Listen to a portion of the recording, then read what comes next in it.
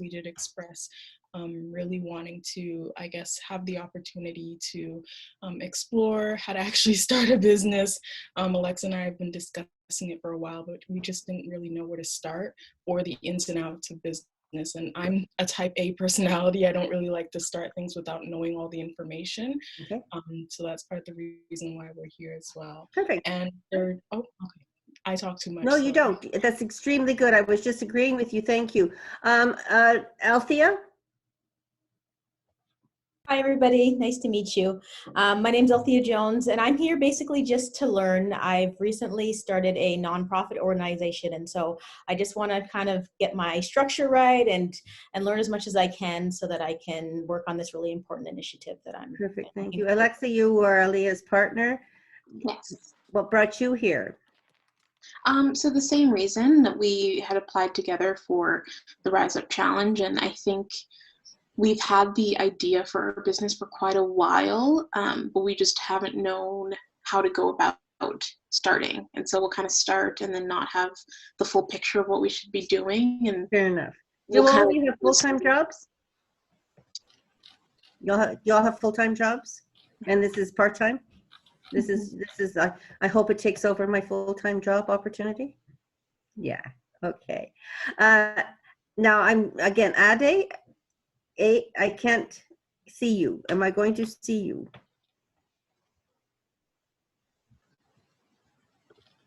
Tossin? Are we going to see you? Okay, so one of the things we do at Entrepreneurs Point, both Olatoyan and I are in our own right successful entrepreneurs. You can tell by my white, hi, welcome. I can see you now. Put your sound on it. How do you say your name? Your microphone's off. Please put your microphone on. Adi? Yes. And have I said your name correctly? Perfectly, yeah. Okay. What brought you here tonight, Adi? You know, I started a not-for-profit not too long. I just try to learn about entrepreneurship because I hope to transition at a point. So. Perfect. Okay, just tip your screen down so we can see your whole face, please. Okay. Lade? Yeah. No, Lade. I have a Lade, and I have an Ade and a Lade. Okay. Have I said your name correctly, Lade? Yes, you have. Can I see your face, please? Good evening, everyone. Thank you. Please tip your screen down a little bit, Lade. And what brought you here tonight? Like Ale and Alexa said, I did apply for the Rise Up, and they gave me, I wanted more formatted, structured way of understanding the business with regards to funding, and basically how to how should I put it? Just need to workshop on directions. I know the principles of them, but I don't know really how it all goes together. Yeah, I mean, yeah, I don't really know what's being sought after when you apply for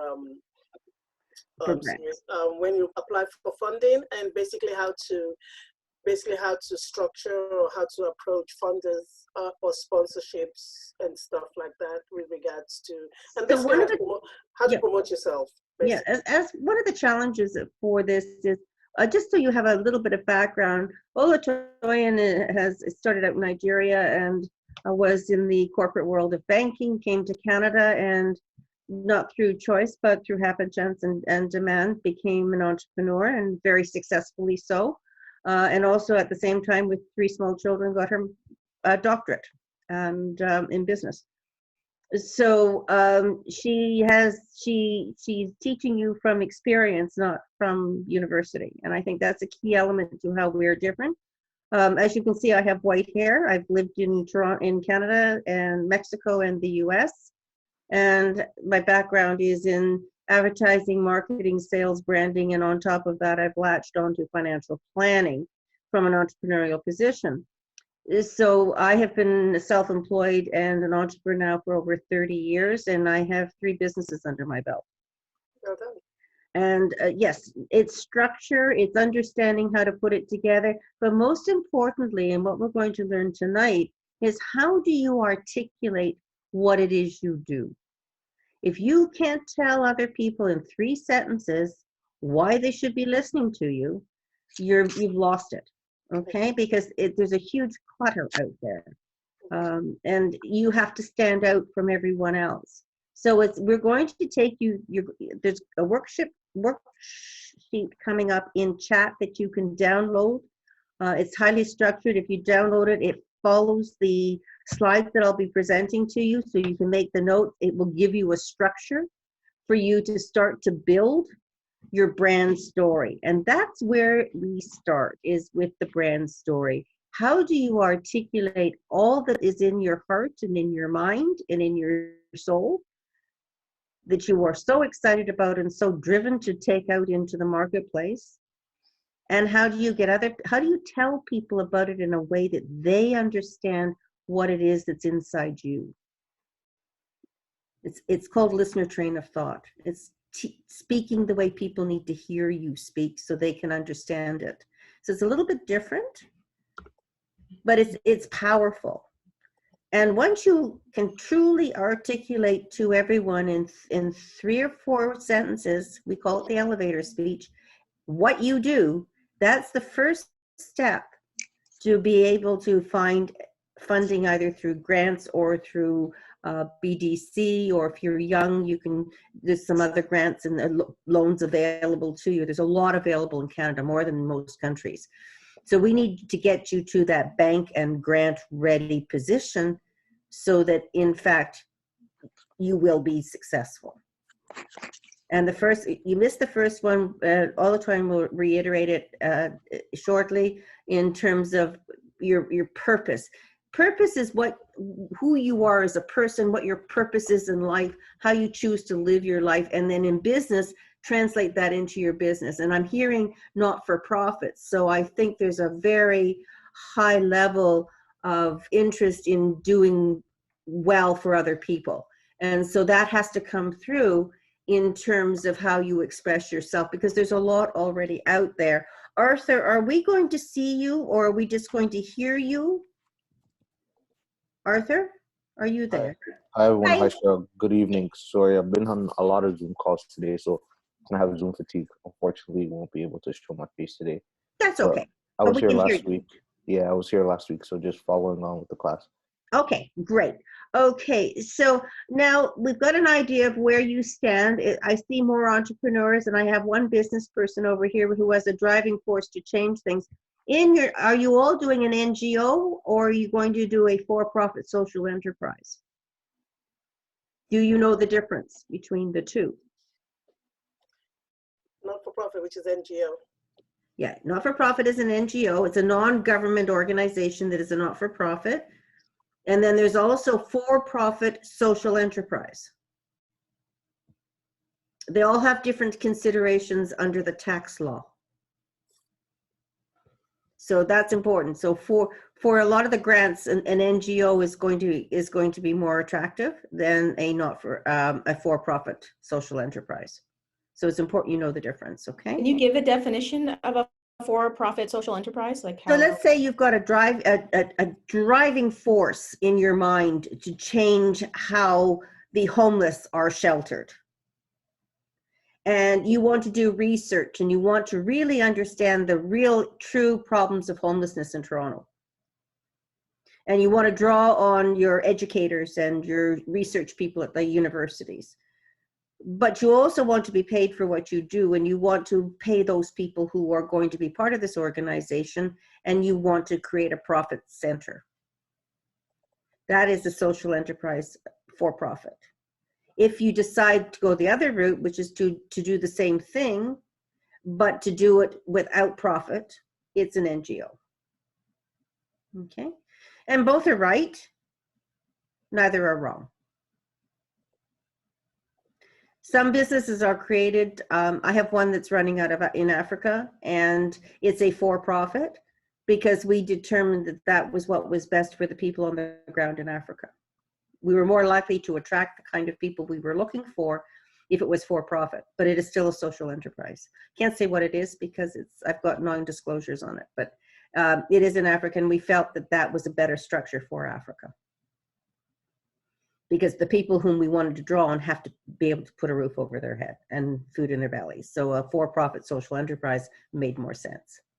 Here in Canada, the NGOs often do as well. But there's a lot of, and some people will switch, or some will have both. I have one client who has both. He has an NGO, but to fund his NGO, he has a social enterprise for profit. So those are all opportunities, and those we can always talk about. We do mentor all of our people. So if you have questions, you can always, through Kumi, you can get a hold of me, and I can spend 15, 20 minutes running things over with you. So Olatoyin, would you like to do a conversation at this point and wrap up what we did last week and cover off on the purpose that we were studying? Absolutely. Thank you so much, Cheryl. We can't hear you. Get the microphone closer to you. Okay. Let's try that again. Can you hear me now? Yeah, if you speak slowly, yes. Okay, thank you. So good evening, everyone. Good to have you all in class with us tonight. Always a pleasure, always a joy to see you all. And let's welcome a few other people from Althea. And I see Althea, and I see in the chat box a few other names tonight. And just, that's Aliyah. Should I say that right? Aliyah, okay? And then Alexa, right? All right, good evening and welcome all of you. It's so good to see you all. All right, last week we talked about values, we talked about, we finalized the class of purpose, and then we shared the worksheets on values. I do hope that in the course of our study tonight, we also continue to interact in the chat box. If you have any questions, that's the way we handle that. We send that questions into the chat box. We take them after a while. We know that you've all been bogged down at work, perhaps at some point today. And so we know that we're not going to badge you on with content and content. We want it to be as interactive as possible. So at any point in time, keep your questions flowing in the chat box. My name is Olutoyin Oyelade. And we've been sharing this for a bit. So I also dropped a copy of this values worksheet into the chat box just for people who weren't here last week. Did anybody get to work on this? Chun, Kumi, Ife, Angie, the other people in class. Did anybody get to work on this? Ade? And do you want to share from what you worked on? Right. Apple. Who else? Tosin. Okay, Angie. Anybody wants to give it a go, a shot? Listing your values. I know for the people who weren't in class last week, you can actually try in the chat box also. The essence of this is just for us to put things in perspective, get to understand what is important to us. So what code of ethics? Even personally, we all have a few rules, the things that we would never do, the things that we would always want to do, or the things that we would never touch, where they would never find us, where they should ordinarily find us, the kind of partners that we want to run with, the kind of groups that we're looking to have, the kind of clients that we're looking to bring up into our books. So this is actually where it starts. We set our values, we make our value statement. We already talked about the mission, the vision, the purpose of our organization. So we're talking about values tonight. What values do we hold dear? We find a few people talking about persons of value, the people of value, the people that matter in their lives, and so on. How do you actually identify those people? We find a lot of people talking when it comes to business, when it comes to startup organizations, talking about the kind of startup organization they would like to run. What kind of clients would you like to bank? What kind of people would you like to attract? Which business are you doing? Which sector? All of these are driven by your value statement. I want to play in this type of market. how do you get to a stage where you begin to decide what kinds of groups, what kinds of partners you choose to run with? And the top 10 customers, how do you get them? It's a question of value. And that's why it's important to answer your value question tonight. So ladies and gentlemen, we need to do this.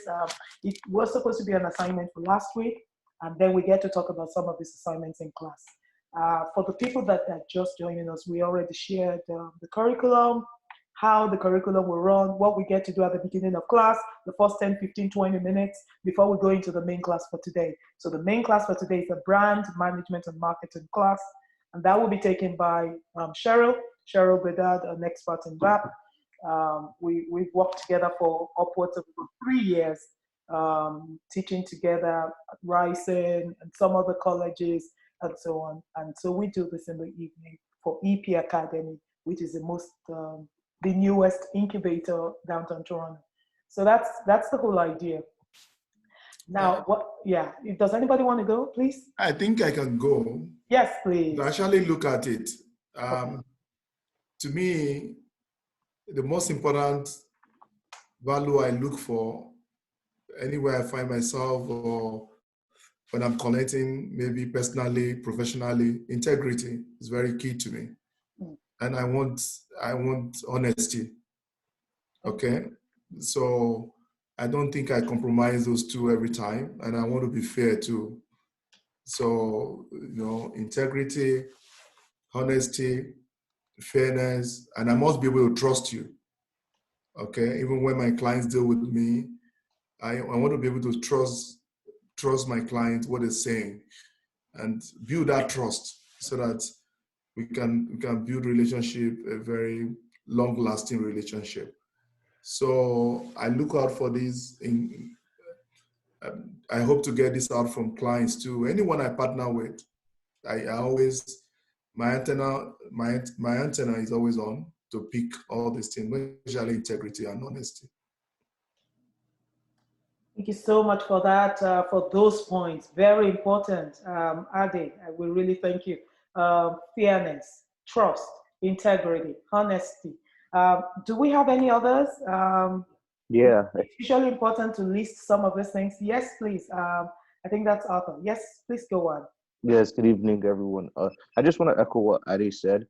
I think one of these things that held me early, very early when I started looking into entrepreneurship was the quote Warren Buffett said, when he spoke about hiring people, that he looks for intelligence, energy, creativity, and integrity. And if people have the first two, and don't have the last one, which is integrity, you kind of want to run away from them. So I always look at that as the foundation of any relationship organization that I engage with. Anyone on businesses, fundamentally, if they have integrity, I think a lot of other things can build on that. So I just want to agree with what Ade said. Wonderful. Thank you so much for those contributions, Arthur. And I see in the chat box we have Kumi, excellent collaboration as part of excellence and collaboration as part of the values that they would ordinarily look for in any partner. Do we have some more, please? Somebody, okay, I think somebody is asking me a few questions here. Okay, I may not be able to follow you completely. I think, yeah, because I'm actually the one teaching. So I'm juggling the two. I just sent you, if you just give me a few minutes. I just sent you the worksheet, the purpose worksheet. I think we have the one on values and we have a few others. Once I'm done with this part of the class, I'm going to settle down and then send you a few more worksheets and put that into the entire chat box so I can concentrate on the class right now. But we'll give you a few more once I'm done this part, all right? Okay, thank you. All right. All right, I see confidence, I see accountability, I see excellence, I see collaboration. Do we have any more? Accountability.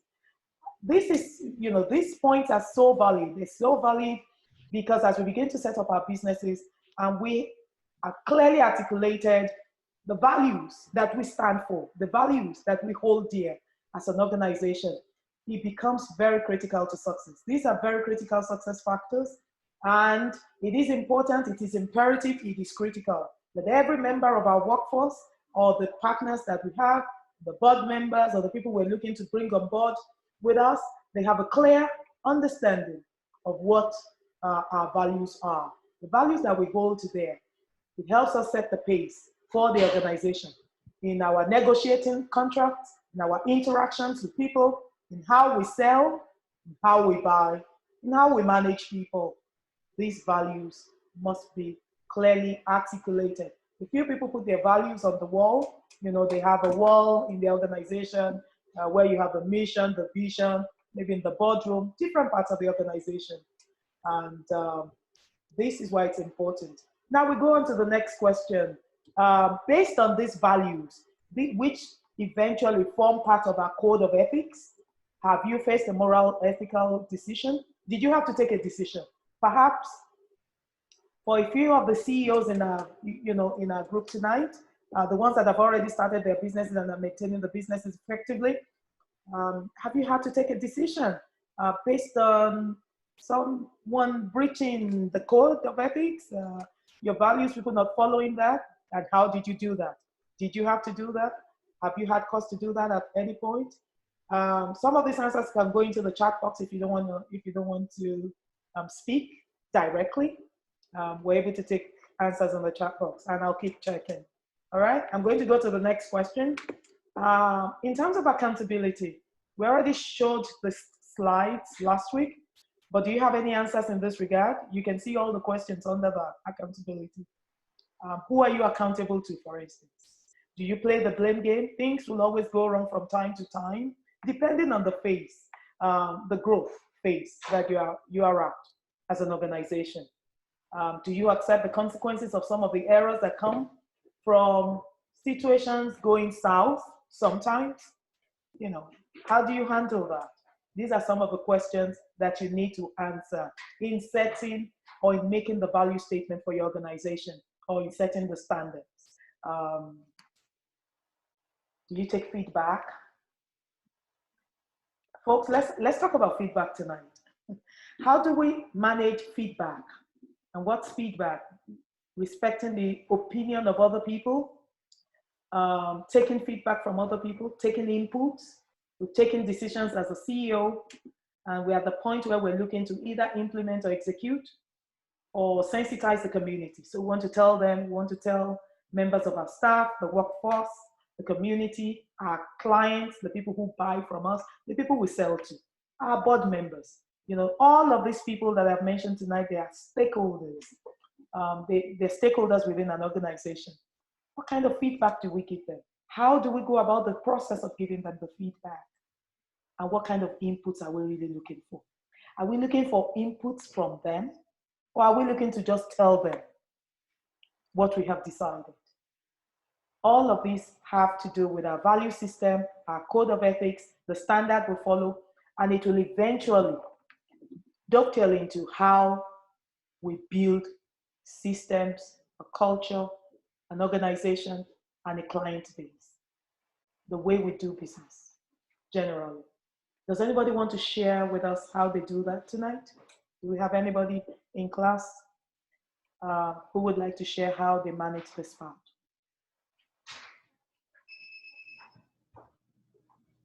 Any volunteers?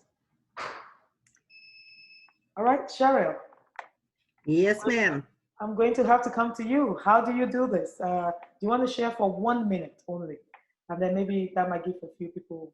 Okay, so you want 1 minute on your decision-making process as you align. I can't hear you. I'm still on accountability or managing myself. Which one? How you give the feedback process. Okay, feedback. Feedback to me is essential to my ability to do my job. So I am constantly asking people, you know, how did I do? What could I change? Being open to suggestions, being open to a different way of looking at things is, to me, learning. And I think that every single time someone gives me an honest opinion that is not, I mean, you are going to deal with people who are bitter and nasty and mean, and they are in all of our lives at some point or other. But if you're genuinely in a group of people, I have two partners I work with in one of my businesses, and we constantly are feeding back to each other how we're doing, where we can each improve ourselves, what each during each step, what we might try that would be different, a different approach. This is sort of collegial, it might be a little old-fashioned, but I think it's invaluable when you are building a business to surround yourself with people who have different expertise than you do, people who have a different ability than you, have a different approach to life than you do, look at things differently than you do. I think it makes you better as a company. If you choose like-thinking people all around, eventually what happens is you're missing the opportunities that people that are contrary in their thinking can offer you. And I know it's some of the new research that's gone out from Harvard and different business schools, that the idea of hiring like-thinking people or people that are thinking the same as you may not be in the best interest of your company. Having people that have the same standards as you, yes, but people who approach the opportunity in a different way can be invaluable to growing your company and making sure that you're managing your risks properly and exploring all the opportunities that your company can offer. So I highly recommend that you listen carefully to the criticisms, commentary, suggestions, recommendations. They're all the same thing. They're all people giving you an advice or a suggestion that is different or contrary to your thinking. Embrace it, study it. I'm not saying accept it, but at least understand it. And then you're making a decision based on information rather than a knee-jerk, no, I'm not interested. So be open, have an incredibly open mind, and never be offended. Offense has no place in the business. It's really something that you just have to learn how to hear. We all get set in our ways. We all have our own way of doing things, and we all think ours is the best. But if you're open-minded, you may find somebody else's is even better. So please take that for what it's worth, and try and use it in your day-to-day with everyone that you speak to. Thank you so much, Sharon. Thank you. I hope everyone can hear me. The last question that we're going to take is under self-development. And I do believe that taking a few points from what Cheryl just shared, we see that feedback is so important in the course of our businesses on a daily basis, whatever we're doing. There's a saying generally, feedback is the breakfast of champions. We must take feedback, and the reason we must, and we use the word we must to the high sense of responsibility, the reason is because everyone's got a blind spot. Everyone has got a blind spot. You need somebody to give you a feedback on what you're not doing right. You need somebody to give you a feedback on what you're doing right. Because when you have this, information at your beck and call, you can hone your skills, you can, advance and scale up based on what you're doing right. Based on what you're doing wrong, you can also go back to the drawing table and rethink, redefine, and rejig the entire process. This is so critical to success in any business. All right, under self-development, we're only going to take one point tonight, and that is the point on, that's number 2. Do you meet a coach regularly? Do we even have coaches? Do we have mentors, people who coach us, people who mentor us, and how often do we meet with them? This is also very critical. And how do we select our coaches?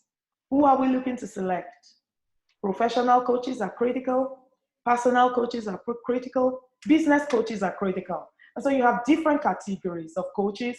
The ones that have done it so well professionally, we're looking up to them because we're looking up to advance into where they are.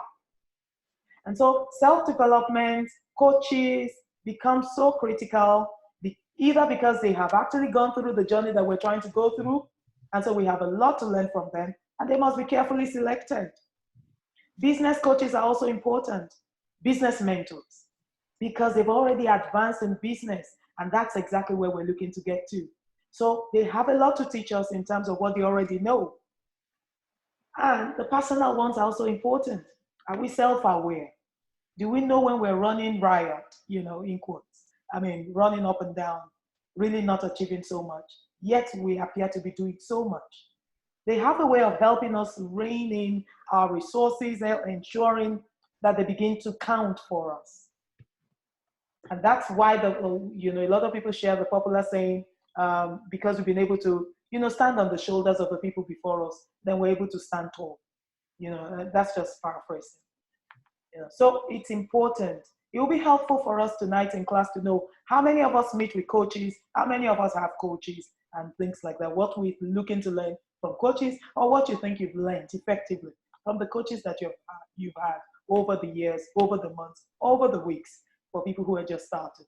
Do we have one coach? Do we have two? Do we have different coaches for different scenarios in business, the personal life, the professional life, as a startup? So these are some of the things that we recommend. Because of time tonight, I'm going to be in class. I'm going to engage effectively with you in the chat room. And so I'm going to allow Cheryl to come on, because she's got 35 solid minutes to share a bit with you on branding. And this is actually the brand story. Cheryl will be sharing with us tonight a few insights on how what it means to tell your brand story, how the brand story should evolve, who you should be telling your brand story to. Perhaps you've been telling it to the wrong audience before now, who knows? What it means to be in a tribe. What's your tribe? Everybody belongs to a tribe. And when I talk about the tribe, I'm not talking culturally here. I'm talking about your ecosystem of support, your tribe, your constituency, where you get your support from. Everybody's got one. You've got to find your tribe, because in that tribe, you will find the support you need, you find the capital you need, you find the resources you need, you find the coaches you need. Even when they are not present there, they will recommend to you the right people that you require to advance in the journey of entrepreneurship. So I'm going to stop sharing my screen right now and allow Cheryl to prepare to bring up our own screen so we can learn about the brand story and how it relates to your success in business. In the meantime, we can also continue to share in the chat room while you concentrate, of course, on the lectures and the shares from Cheryl. Thank you so much, ladies and gentlemen. Thank you, Olatoyin. I'm going to, while I get set up, I'm going to ask you all to go to the chat room. It's a Word document on brand. It's your worksheet, and either pull it up on a separate screen, or if you're old-fashioned, print it, and it follows the actual presentation, so that it's already in the chat room, so you just have to go look for it. And I'm just, Olatoyin is going to take her screen off, and I'm going to share mine.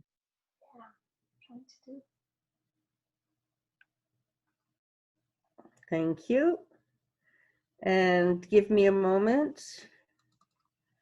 And I won't be able to see you because I want you on full screen so you have an opportunity to see the whole thing.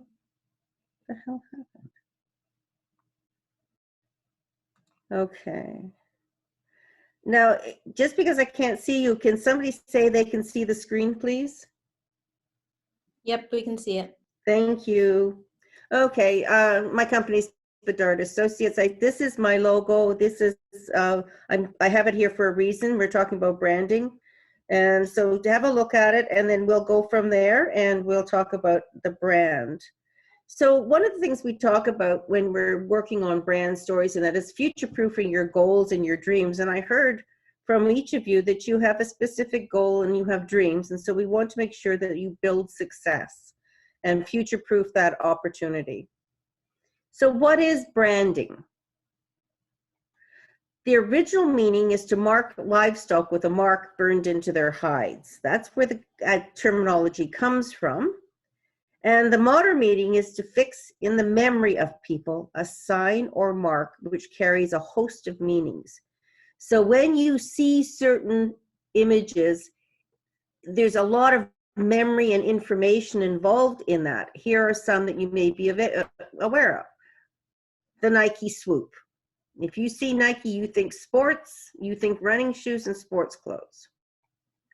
Chanel, high-end, design, France, the Olympics. Audi, there are 4 circles. The apple, the golden arches, IBM. A couple of things I want to point out here. Nike did not start with a swoop. Nike started with the word Nike. They used the swoop on one design, and eventually the logo evolved as a brand, so that now all they have to do is the Nike swoop and we know what it was.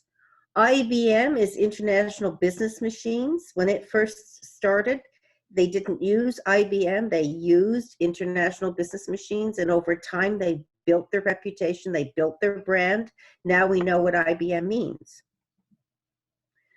So we have a personal brand as well, and that's where many of you sit now, is you have an idea, you want to grow it into a business, but right now you're the one and only in the business, so a personal brand becomes important.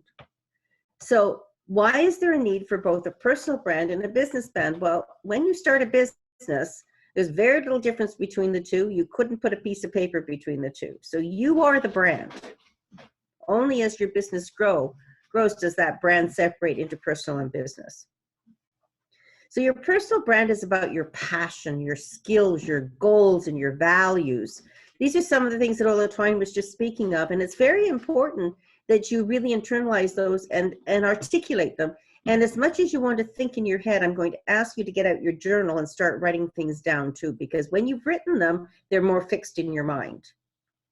So a personal brand, it builds the trust, because all business is based on trust.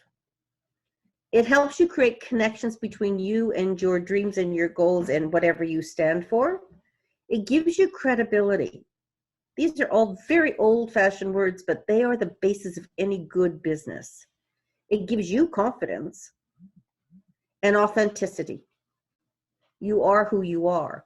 And those are key elements that are so important in a personal brand. So the best description of a personal brand comes from a very famous person, Jeff Bezos, founder of Amazon. And he says, your brand is what people say about you when you're not in the room.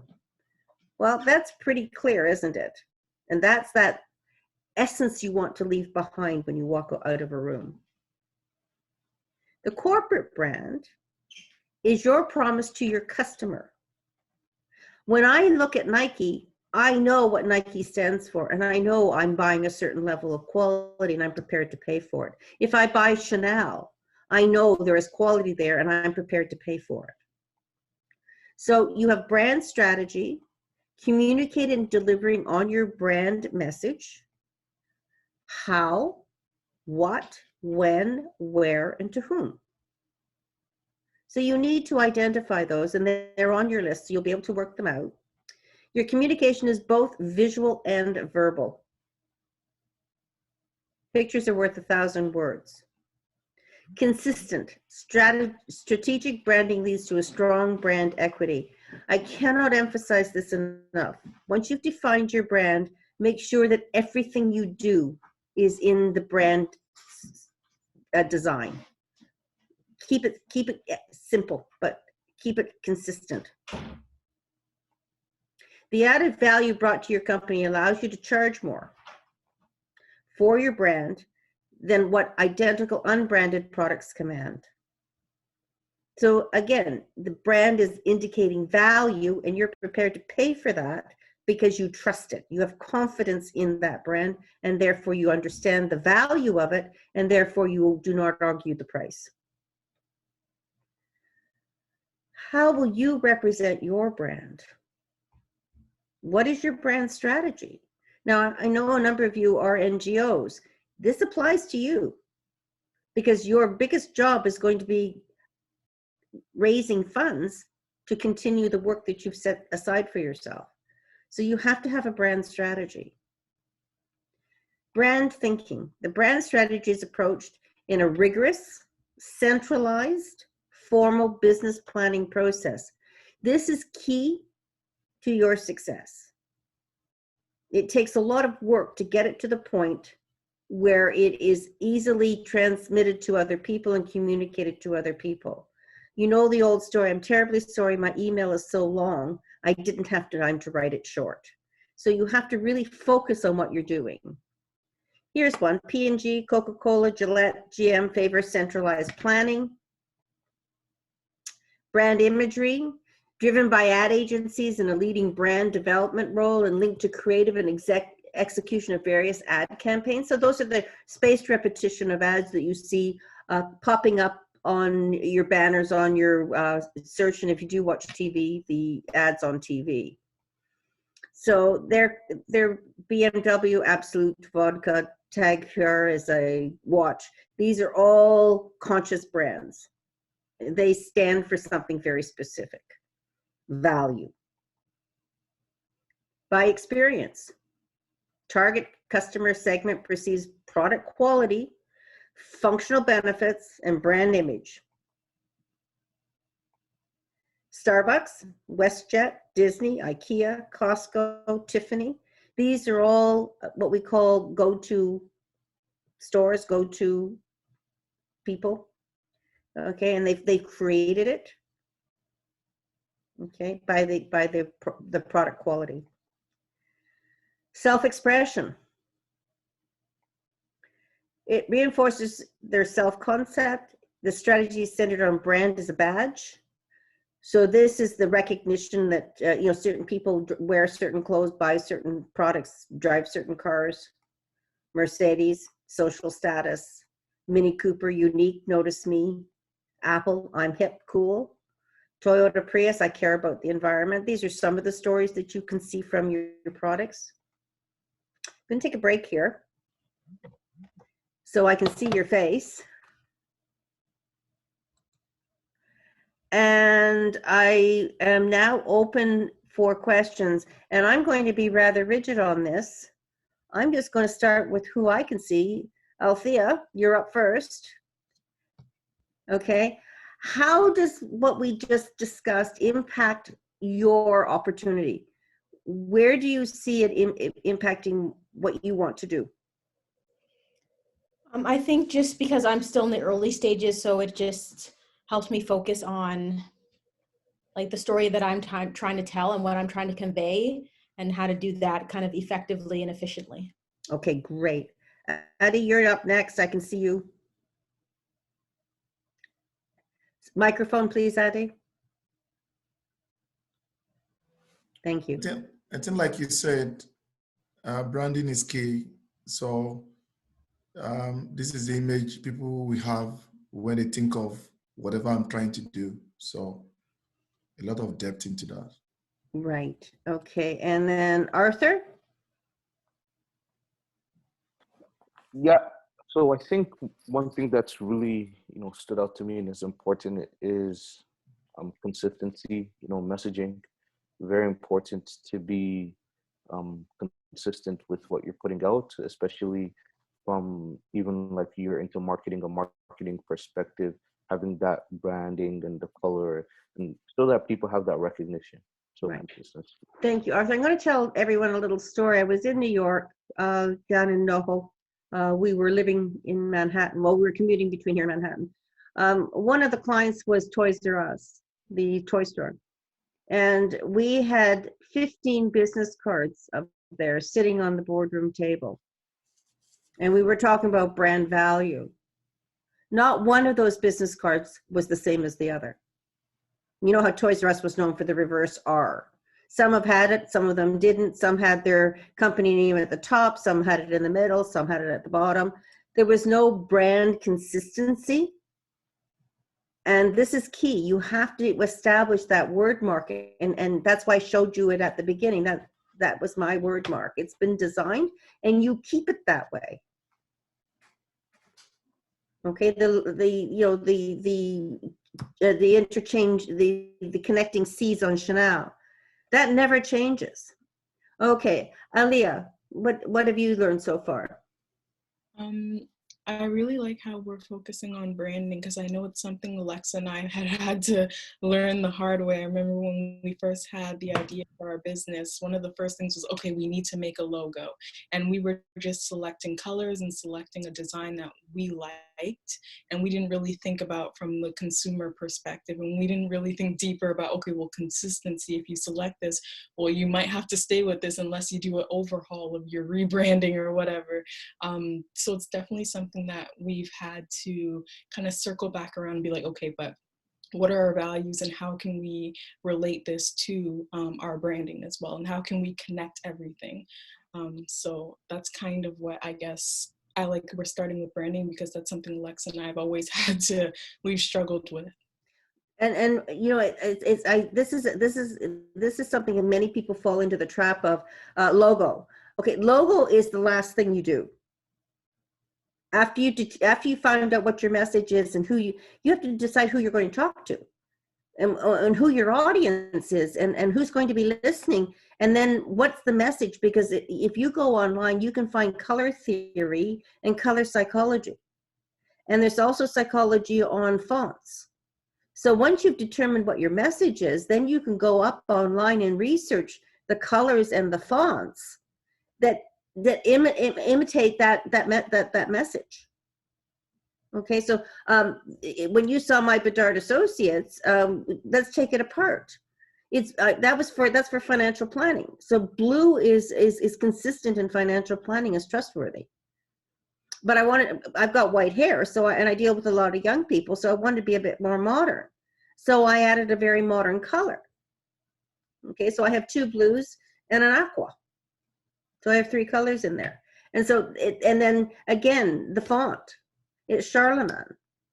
So it has serifs, which is more traditional, but it's kind of quirky in the way it's printed.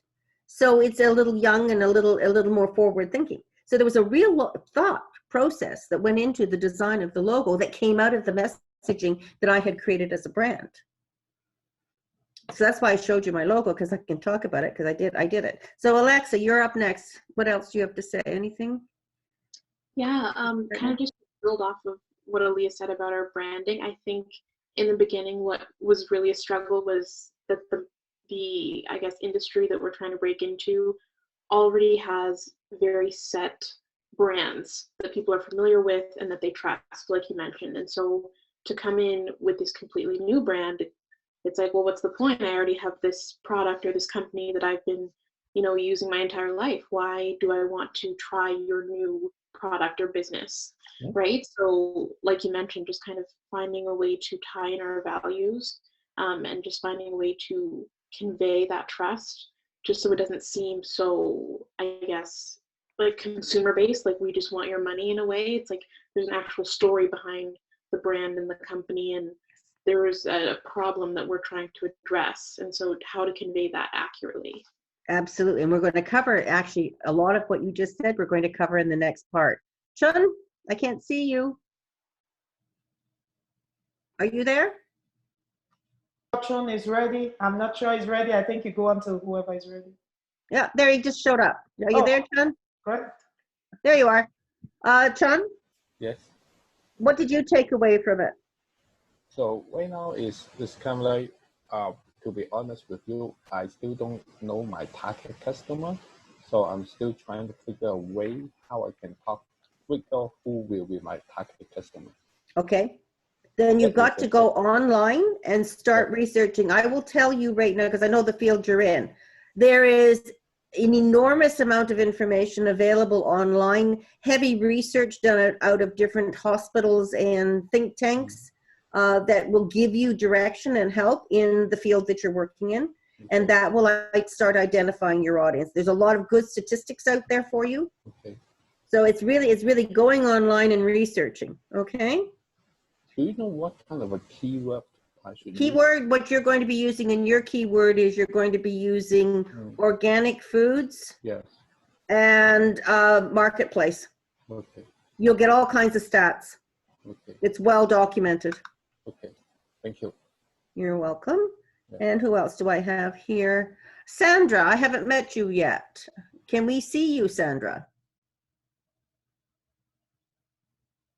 Are you there? Okay, it May not be ready, so you need to move may on. not be available. Lade, can we see you, Lade, and hear from you? Hi, Is this Sandra? Lade. Oh, Lade. Hi, Lade. So what do you think? With the branding, I have already created my logo and branded, and with branding, I just felt that basically the logo has to have the message, Yes. and my logo should speak for itself without words. And I did come up with a nice logo that does deliver the message. Using colors, I use the colors of the African colors because it's significant and it has meaning for me. Okay, so now the challenge is going to be building that recognition. So sometimes you have to start, like IBM started with international business machines and built their reputation and then added their logo. So sometimes, if you saw, I have both on mine. I have Bedard Associates, and then I also just have it as BA. So sometimes you have to have 3 or 4 different visions or versions of your logo for different purposes. Okay. And I have 3. Oh. Okay. They're all linked. So one just says Bedard Associates, one says BA, and one has financial planning on it. Mm-hmm. And so and I'm not being rude when I say this, please, but there's an arrogance in assuming, and I see it when I'm driving around. My husband and I do this. He's my partner in life and in business. And I'm driving around and I see logos and I have no knowledge of them. There's no explanation. Mm-hmm. I think the logo is an earned position. Mm-hmm. So you might, like Nike started out with Nike. Mm-hmm. They only went to the swoop after they had built a reputation. Mm-hmm. So you have to always be aware of where you fit in terms of public recognition. True. And that, I don't know if that helps you or not, but I think it does, because my logo, I have the logo that, I have the one with the words with the name of the company on it, and then I have it without the words around it. Perfect. Yeah. So I do have that. Yeah. And sometimes you have to add what you do as well when you're starting out. Yeah, it does. The name. So basically, you've got the one with the name and basically tagline, and then you have the one that is there but still has the message. You can still get the message from it.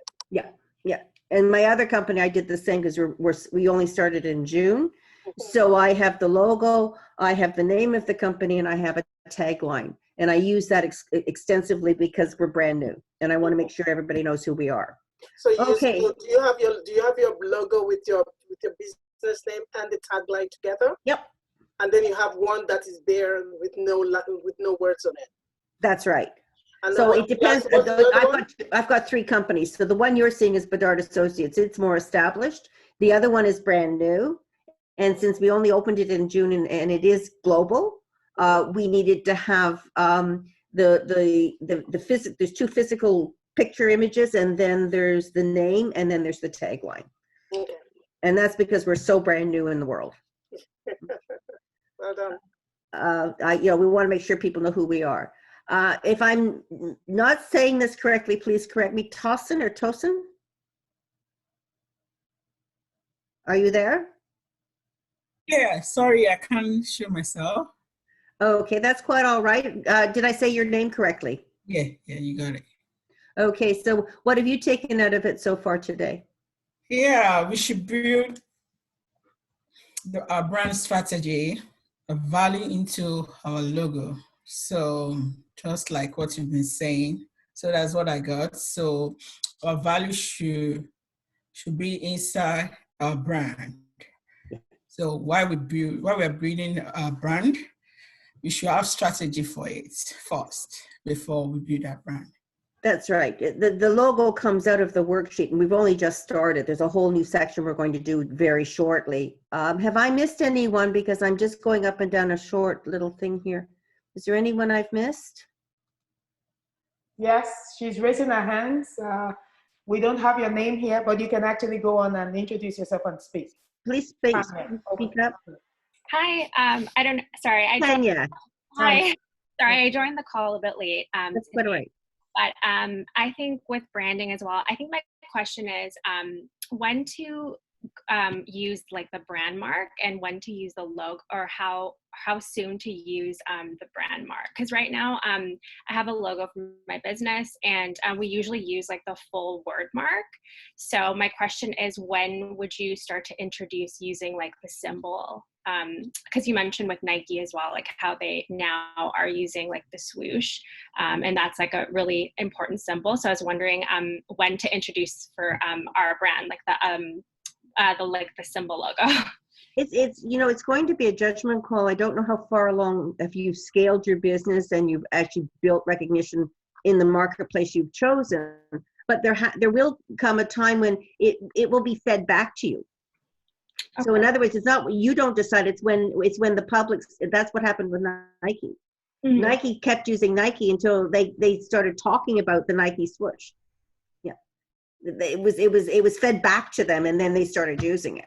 Oh, okay. Okay. It's a feedback situation where you're seeing the, you know, for different reasons, they were just using the swoosh, and people were identifying it, say in social media. That's really where it happened. And then it fed back to them, and then they started to build on that. So it's a building process. It doesn't happen overnight. Oh, okay. Thank you. Okay. Who have I missed? For some unknown reason, I'm having a hard time seeing everyone. I think, well, I mean, I know for sure you have about 15 minutes more. I'm not sure where you are. Okay, so let's stop now. If I've missed anyone, we'll catch you up at the end. I'm going back to the sharing the screen. And where did my document go? Here we go. And I will go from the current slide, and we're going to move on. So, creative considerations to create a brand. Your brand story, your brand promise, your brand architecture. This is your mission, your vision, your values, your attributes, and your archetype. We'll discuss them. The brand messaging, your tone of voice, your sample headlines, your copy. How do you present yourself visually in words? Your logo, see how it's at the end? And your color palette. And then your typography and iconography, including the shapes and the patterns. And then you can build a photography and mood board to represent it. So your brand story. Storytelling is as old as mankind himself. When you go online and you look at brand story, it looks like it's the newest and best thing since sliced bread, but quite honestly, it's as old as time itself. Stories have been told since before we had written language, and the first ability for humans to communicate was with pictures, not with alphabet. Here you are. These are cave paintings in Europe. This is Mykonos in Greece. This is out of China. These are all pictorial stories. Egypt was well known for their pictorial. The Torah, the Bible, the Quran. These are all traditional old ways of telling stories. The Indian Hinduism, Buddhism, and our native Indians all have their stories. And that's how they actually carry the history from one generation to the next. So the brand story is our best form of communication. This is why we focus so much on brand story. It's talked as if it was a new invention. It's not. But now modern science can explain why it has survived the test of time. And I think this is really rather exciting. It's fairly recent research. The brain of an individual listening to a story actually synchronizes with the brain of the individual telling the story. This event is called neural coupling. The research is done out of Princeton University, and there's the name of the professor. So this is fairly new research as to why stories work. When we're telling and listening to a memorable story, 6 or more neural pathways are excited and activated. The greater brain activity increases our information retention by 7 times. Storytelling is the best way to capture and retain people's attention. Look at the industry. Look at YouTube, movies, television, books. People love stories. It will resonate with them. It will remain in their memory longer. It forges a close personal bond, and it builds trust. Audiences are programmed to crave and hear great stories. So how do you write one?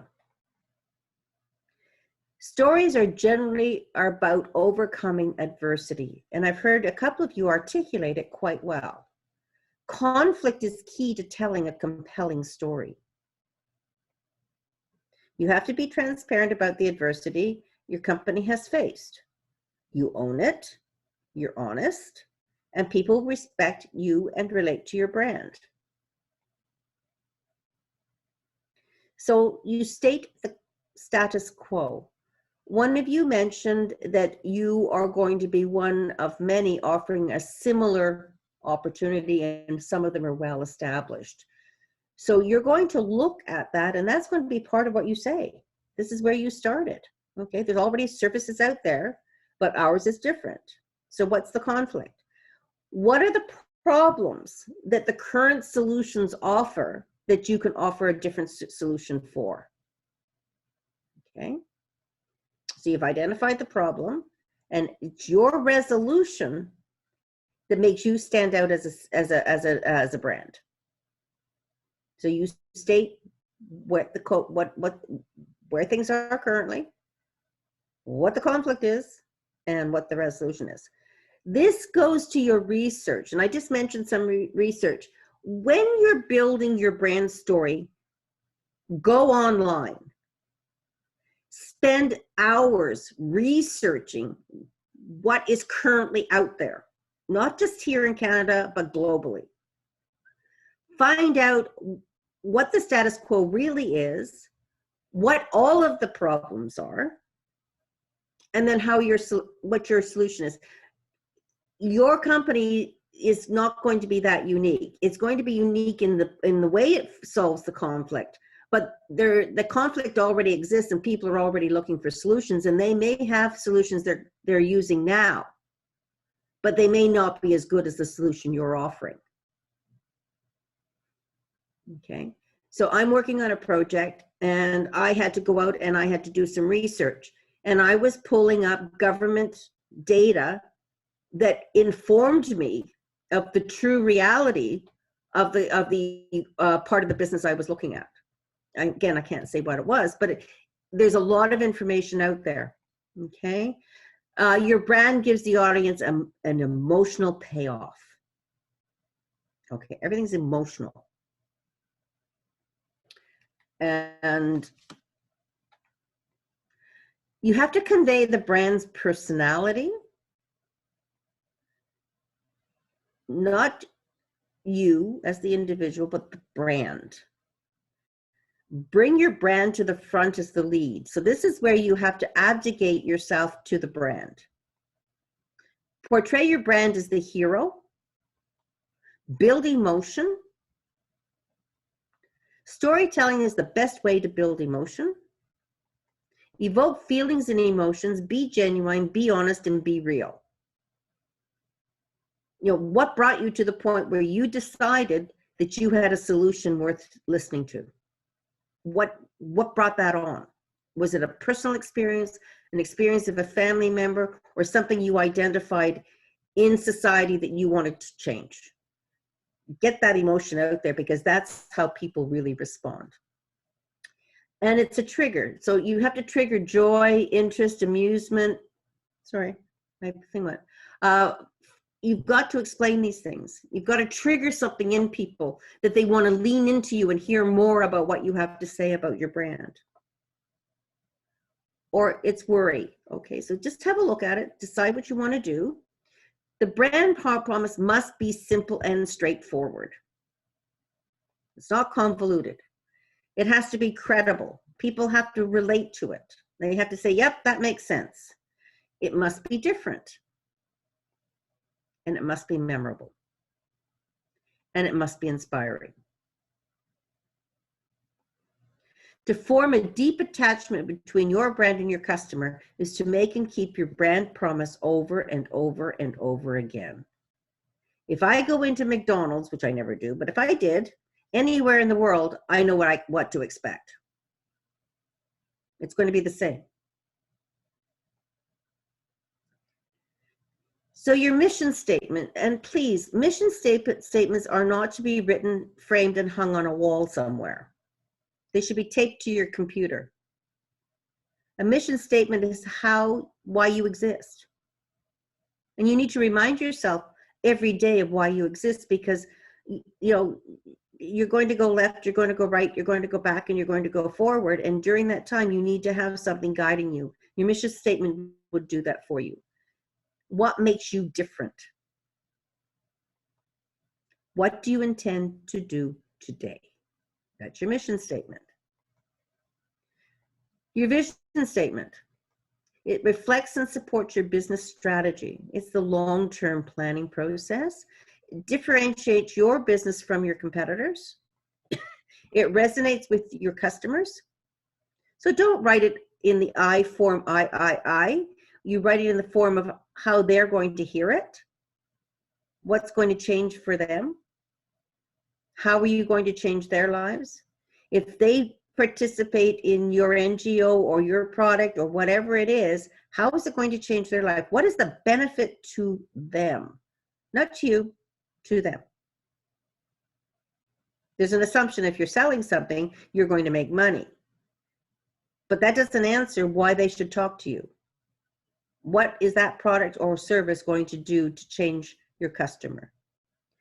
It also will motivate and inspire your employees and your partners, and it informs and generates ideas for marketing programs. So the vision statement is a key element. Again, it's organic, it grows, it changes, it adapts as you move on. Your brand values, the proposition, the personality, and the purpose. You need to identify those. It will create lasting, deep, and meaningful relationships for your customers, create repeat business, and raise the value of your brand. Remember, we talked about Nike. People pay more for Nike because it promises something. Some of it's real and some of it's ethereal. In other words, some of it is the practicality of the shoe being well made, and part of it is the idea that if you wear it, you're going to be a better athlete. Brand attributes. Characteristics that identify the brand in the marketplace. What makes you stand out from all that is out there? And make sure you know what is out there. Make sure you know what other people are offering. Make sure you understand it. So it's going to be physical. It's going to be the character of it, the personality traits of it, and given an exceptional and distinctive competitive edge to your brand if you answer those questions. So the archetype. An archetype is a universally familiar character or situation, transcends time, place, culture, gender, and age, represents an eternal truth, and a brand archetype includes the pioneer, the wizard, the scientist, the sage, and the artist, and gives the brand, I can't read it there, sorry, you'll read it. Here's one, Michelin. If you drive a car, Michelin tires, French, but that Michelin man is recognized globally. If you're Canadian, Terry Fox has a global recognition for his run and for cancer. The traditional Coca-Cola. You could, I don't know if you know how Coca-Cola is formatted, but the business of Coca-Cola is supplying the syrup.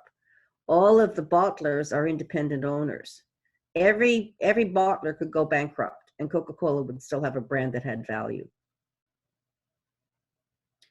This is old, but I put it here for a reason. The Marlboro Man. I mean, he circumspect all of the anti-smoking. people were relating to him because he was the Marlborough Man. It's very old. During the Second World War, this has just been redone. That we can do it. The woman working. These are Africa. This for not for Africans, but for North Americans. This is sort of a recognition of Africa. Tim Hortons, Timmy's, has a very good reputation. Mr. Peanut, Hockey Night in Canada. If I see those logos, you know all the story behind them. So your tone of voice for your product is very important. Is it going to be serious and thoughtful? Is it going to be erudite and knowledgeable? Is it going to be fun and light and airy? You have to decide what suits your brand. So it's the character of the brand, the authority. You know, how do you speak, and how do you put forward your brand message? And then you can create some sample headlines and copy. Wordmark. I heard one lady refer to it, so some of you know what it is. Wordmark is when you choose your colors, when you choose your fonts, when you choose all of those things, which is your logo, and your color palette, and your typography and iconography. So for example, when I'm dealing with Bedard Associates, everything I do, my letters, my emails, everything is Calibri. Okay, so there's a consistency on the font. In my other companies, it's actually the same. And there are 4 fonts that I recommend simply because they translate well from one medium to another, and that's Calibri, Verdana, and Garamond. There's 3 of them. And you can do photography and a mood board. And I am done. I rushed the end of it because we're running out of time. And questions? Thank you. Thank you so much, Cheryl. That was, thank you. Thank you very much. Yeah, we'll take questions now. Would you want to take your presentation off? Yeah, I'm just taking it off. Stop share. There we go. Okay, so again, I would love to just, let's open it, but I will start picking on people. I'm not sure everyone likes that. Let them run freely. They can always decline. And I don't mind if you decline, that's quite all right with me. I'm not offended. Yeah. I'll just start again. Aliyah, you come up at the top for me. So did that help?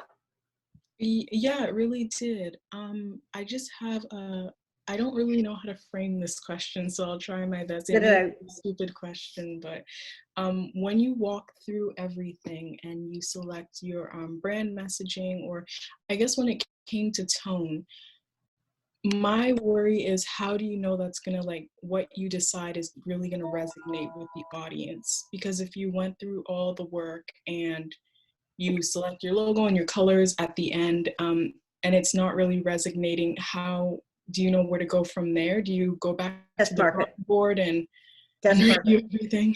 This is when friends and family are really helpful, because generally they're fairly honest, and I would find if they are not particularly interested in what you're doing from a user perspective, they may know people who are.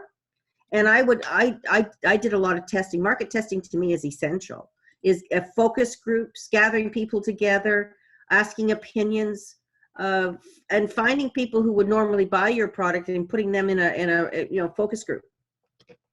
And testing. In marketing and sales, we did a lot of testing, and tested them in different countries, because there are cultural differences that need to be attended to, particularly if you've got one language that spreads across many countries. The word usage can be very different, and so you have to be very careful as to how you use the language. And I'm talking about the major ones: English, French, Spanish, Portuguese, Italian, and then of course the Oriental languages. There's a different usage in different parts of the world. I found that particularly true in Spanish. And we had to be very careful because we would use it in one country and it was a swear word in another country. So you have to be careful. So that's why you do a lot of test marketing.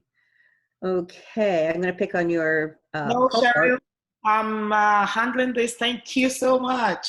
Tanya wants to go. They actually have a mind. Okay, Tanya, go ahead. Hi. So thank you so much. This was really helpful. I'm actually just in the process of sharing my brand story. So I have a skincare company, and it's based in Toronto. It's online, direct to consumer, and we've just recently been starting to get a lot more media coverage, especially in the States. And we were just in Vogue and Vogue, Flair, and Forbes. So there's a lot of press coverage, which is great. But one question that I have is putting the personal brand story out there, because that's something I really struggle with. I am the only founder of the brand, and for me, putting my personal brand story is something that is very personal to me, and it has a lot of very personal details. So my question is, how do you tell that story without, like you mentioned, to reflect the brand's personality and not like my personal personality? Because I find it's a very fine line of, having the brand be an extension of myself, but I want it to be a lot more about community and about our community members and our customers. So any advice that you would have for that would be amazing. Yeah, you're actually on the right track. So anyone who starts their own company is going to be so personally involved. Sometimes they don't even have a separate bank account for it. I mean, it's just so much their own. And so you have to sort of take that story and sort of move it outside of yourself, but still keep a little bit of you in there. Are you familiar with Mary Kay? Yes. Yeah. Okay. So Mary Kay was a strong personality that originally launched that company, and her story was what really resonated with people in the very beginning. But as time went on, she became a lesser and lesser part of it. And actually the consultants were trained differently as time went on. And I don't think she's particularly mentioned anymore in the same way. So there is an evolution to the brand story as it grows. And if I knew what makes yours different, that may be where you link your personal experience to the brand and then take that and move it on to anyone who would want to use it. So is there anything specific that you are touting that makes you stand out as a brand that's been attracting people in North America?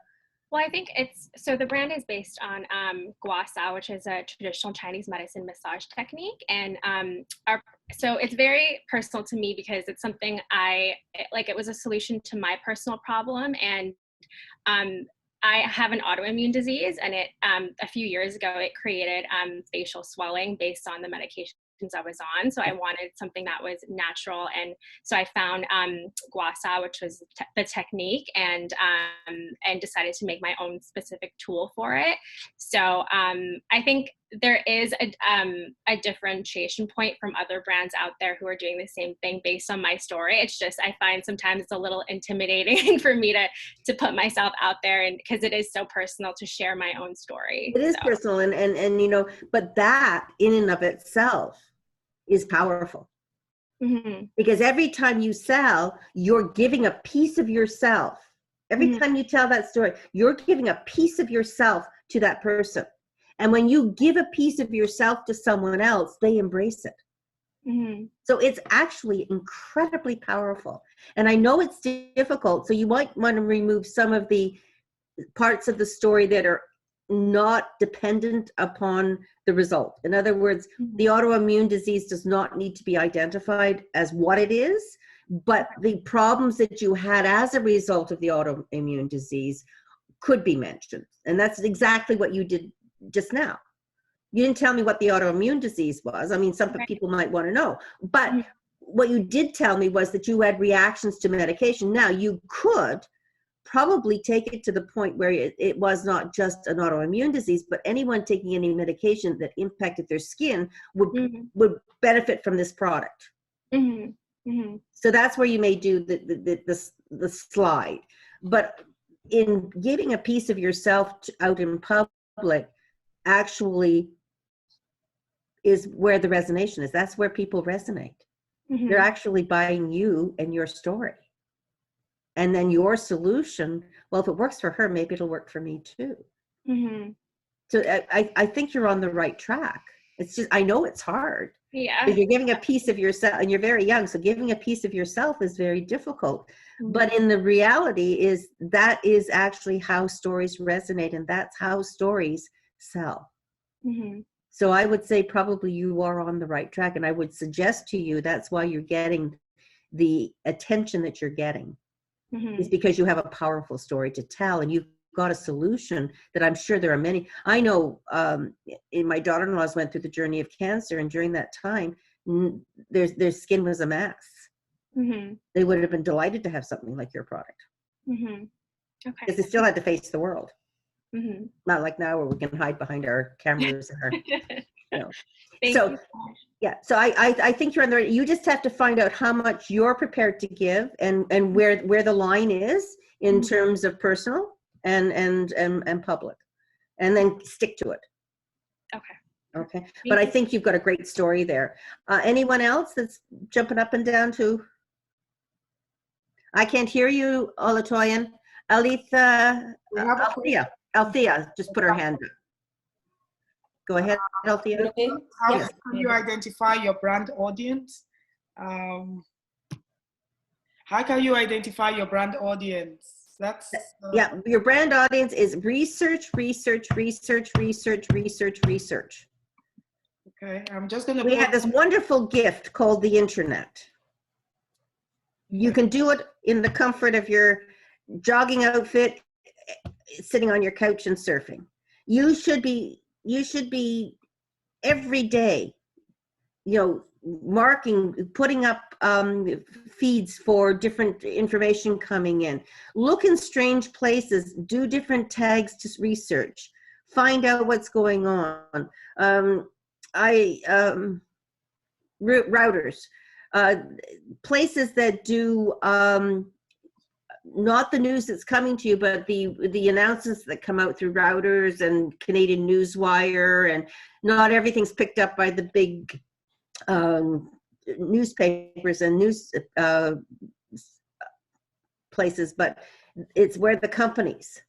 You'll get a theme. If it's like for cosmetics, I'm sorry I'm picking on you, Tanya, but you just spoke of it. You can go up and you can find the history of all of the major companies and find out which each one of them stands for. You can also find all the statistics on how each company is doing, and you can find out where the gaps are. It's all there on the internet, and you can get market size, and it's all there. There's enough research out there that you can, for example, I'm talking to in one of the companies I'm working with, I'm talking about how we use digital marketing. Okay, I know that it's a $1.5 billion business. Okay, that's a US stat, qualified. So it's research, research, research. Every time I'm approaching a new company, a new country, a new opportunity, I research it. So that when I speak to these people, they know I've done my research. They know I know. And do you know what that makes them feel like? It makes them feel important. Because I cared enough about them to research it and have a educated discussion with them on where they were finding the challenges. All right, thank you so much, Cheryl. We do have 3 more questions. Okay, go ahead. You can actually post it directly into the in the chat. Let me pull up chat. No. Whoa. No, Althea has one. She's raising her hand. So we'll take that. Okay, Althea, go ahead. Hi, so I was just wondering how, like my service is focused on a niche market, but it needs, as a nonprofit, I need to brand to bigger things, especially for sponsorship and stuff like that. So how do you do that? You have 2 faces. One face is the face to your constituents whom you're going to serve, and the other face is to the people whom you're going to ask for support. And the stories are going to be different. So you have to develop the story for the people whom you're going to help, and you have to develop the story for the people who are going to give you the money to do the helping. So you're going to have to focus on both those stories. And research will help you again. It's a niche market, but there's very little out there that doesn't have something going on. And there should be good research, maybe secondary or third generation away from it, that you can draw on that's going to inform you and help you understand the bigger picture, especially if you can do it globally. Because there might be something great going on in another country, or maybe some medical research, or other research that's going to inform you of opportunities, and you need to be able to speak to those. I pull out what are called white papers all the time, and it depends. Like the United Nations has tremendous white papers on a lot of the different challenges that are around the world, and you can pull those white papers and the statistics and the knowledge base that is there, and the readings and the people, go through the bibliographies and look at the researchers and go to those universities and start pulling that information. When I talk about research, I'm a researcher. I do in-depth research. Being that well informed is also going to change how people see you when it comes to grants and funding. It's one of the key elements to successful grants and borrowing money, is your knowledge base of the marketplace. Okay. And you may be starting very locally, but hopefully many of you will be going globally. Ade also So you can understand the market. Next. Ade. Okay. Adi. Yes, thank you. I've listened to all you said about research, and then doing research about your business, the brand, and the branding aspect. And my question is, for a new entity that is coming in, either for profit or not for profit, you want to show authenticity, and you want to be sure you are consistent too. How do you really measure that when you're coming in newly and you want to benchmark? Like you said there's nothing new, right? Somebody's already doing it, and then you're coming in, and how do you show that authenticity in that your brand? So right away, you told me how. You just didn't understand what you said to me. You've done your research, and you know that there are solutions out there, but you've come up with a new one, right? Your authenticity is the understanding of what exists. So people say, oh yeah, right, that's my problem too. And this is the solution, and you've got all these solutions that you're aware of, but you've come up with a new one.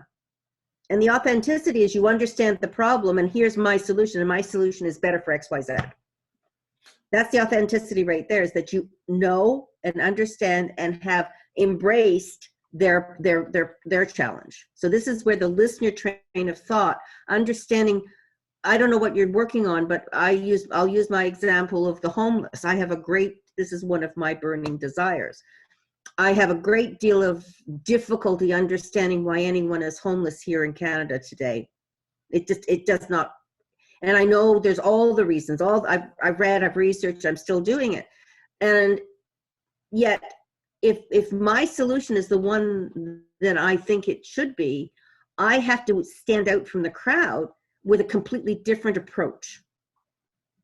And that's what I talk about, is my approach. So if you're in the NGO world, it may be the approach you're taking. How is your approach different? How are you offering a service that is different, that has the end result that is easier for people to work with?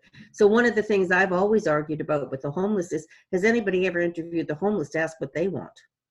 No. Almost no research has been done sitting down and talking to the homeless and asking them why they're homeless and what they want in their ability to be able to actually have a roof over their head. Why don't they go into shelters? What's wrong with the shelter system? What's wrong with the government housing? Why do they not want it? So there's always a way of standing out from the crowd. It could be your research, it could be your opinion, it could be your solution. And that's the authenticity. Because you've articulated what the problem is, you've articulated what the current solutions are, and now you've articulated what's new and different. And just the fact you did your research and you can express it carefully and well is going to make a difference. And it has to be in 3 sentences. So here's one for you. I don't know how many of you are from Africa. There's been a lot of discussion in Africa that because North America and Europe have cut down all their trees, and it has, and now the Amazon is cutting down their trees. There's been a tremendous push for businesses to pay millions and billions of dollars to plant trees in Africa, because Africa is now, as a continent, is going to be our solution to some of our global warming. So that sounds like a wonderful idea, right? Plant trees and change the world, and it's wonderful, wonderful. Then you start doing the research and you realize that Africa didn't cause the problem, but they're supposed to fix the solution, right? All these trees are getting planted, but nobody ever taught anybody how to look after them. So they died. Millions of trees are planted, they all died. The ones that survived, this is the research, the ones that survived were the ones that were in and around fields that were being cultivated. And the farmers discovered that the trees protected their crops and they had a higher yield. So they started looking after the trees. So if you really want to plant trees in Africa, you have to educate the people in forestry husbandry so that the trees will grow and they benefit from it. So you had all these big companies imposing on the African community without discussing it with Africans. So it was a complete failure. Complete failure. All UN white papers, by the way. I don't speak through, my hat. This is all white papers from the UN. So again, now if I go into Africa and I say, I want to plant trees and this is the way I want to do it, they're going to listen to me. Because I speak to them of the problems that were inherent in the previous planning process. Okay. So these are the issues that you have to, and the trust and trust me, when I start talking to people, and I'm speaking to South Africa right now, and as soon as I start talking to them, they realize that I have done my research. And that builds a level of respect that's going to change how you are perceived as an entrepreneur. And it will hold you in very good stead when you ask for a grant or funding, because they're going to have a great deal of trust in you as a person because they believe that you actually did your homework. They don't have to do it. You did it for them, and you're feeding it back to them. These are key elements. So brand story is the end result of all that research. You're taking all that you know and all that you believe in, all that you hold dear to you, and you're putting it into a language that other people can understand and can relate to and can embrace and want to be a part of. So I cannot emphasize enough how absolutely essential it is that you have an incredible brand story. And that you're able to tell me in 3 to 4 sentences what it is you do and why you do it and why I should talk to you. How do I lean into you? Does that help? Absolutely. So, thank you so much, Cheryl. We're going to have to end it there tonight. Thank you so much for those insights shared. Very much appreciated. Do your worksheets. They're structured for you. Yeah. It looks like a simple exercise. It isn't. And I would highly recommend you download them and handwrite it. It's a learning process. From the brain and the eye to the hand goes back in the brain better than typing does. And if you're really trying to figure it out, you need to have a journal. All right. Thank you, Cheryl. We really appreciate that. Thank you. A wonderful time tonight. What we're going to do then is have everyone work on their worksheets, and we'll have the worksheets in class, perhaps have a few minutes, discuss the worksheets if we have the time. Next week, we're going to talk about starting your business and having what does it take to start your business. It's a good thing we've learned about storytelling, branding, marketing tonight. We still have a couple of questions. We'll take those questions at some time later. We'll be focusing on how to start your business. What does it take to start your business? Who is a solopreneur? Who is an entrepreneur? Who is a womanpreneur? And what do they do? These are some of the points we'll be talking about, focusing on next week.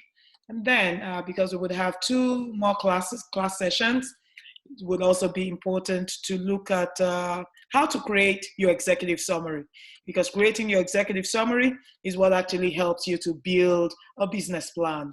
Because these classes are meant to stop, we're expected to have a hard stop at 6:30, and then take another 5 minutes after we've closed the class to interact with a few other people who might have additional questions. We're going to have to stop tonight and then maybe stay for 2 more minutes in class, just in case you have a few other clarifications. But it's been wonderful having you all in class tonight, and we look forward to seeing you again next week. So the class is ended now, but we'll Okay, see. I'm just going to answer. I've got 2